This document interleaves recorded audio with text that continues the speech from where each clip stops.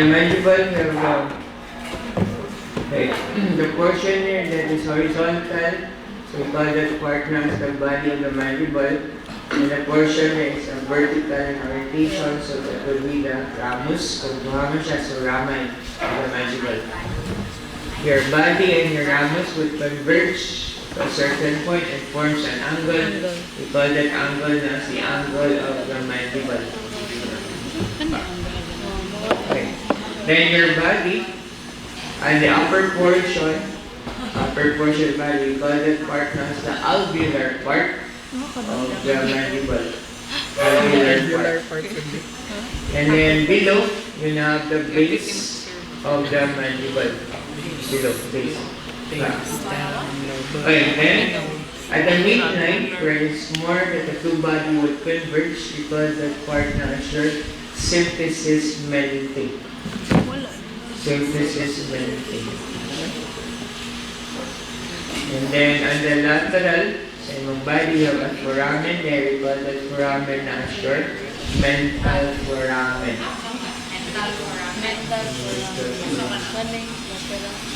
Okay. Then at the level of the ramus, you have two processes.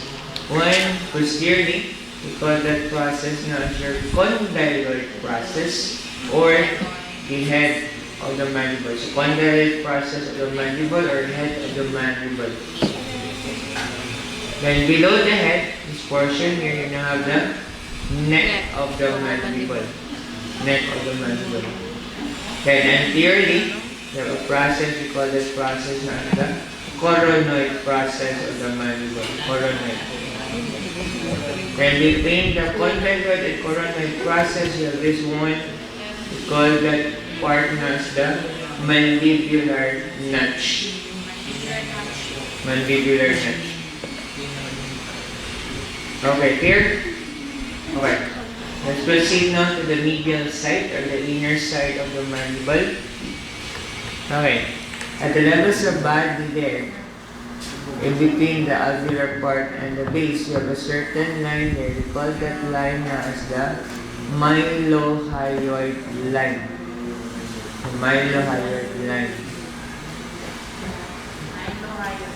Okay. Above and a little bit anterior to your mylohyoid line, we call this flattened surface now as the sublingual fossa. Sublingual fossa. So flattened na siya above and little bit anterior to your mylohyoid line. Okay, another flattened surface that is found behind or posterior to your mylohyoid line, posterior, behind, and lower, inferior as well as behind and posterior. We call that flattened surface as the submandibular fossa. So submandibular fossa. Okay, next, towards near to the median plane ka na siya, towards the midline, the still flattened surface there, more at the low base of the mandible. We call that flattened surface now as the digastric fossa. The digastric fossa. And then, at the center there, the midline, ang protrude na portion, there's type protrusion, and then there's a screw. You now have the mental spine. Mental spine. Ihubag na, screwhan na. Joke. Ihubag. Okay, so your mental spine. Okay, clear? Okay. Next, at the level of the ramus, we have a certain opening there. Siya. Kanan as well as, ramus na siya. So you have an opening there. So we call it opening as the mandibular foramen. Mandibular foramen. And then, this is okay. Within sa mandibular foramen, nakay lip-like structure ka na siya ka na expected ka na. We call that part as the lingula. The lingula. Okay, clear?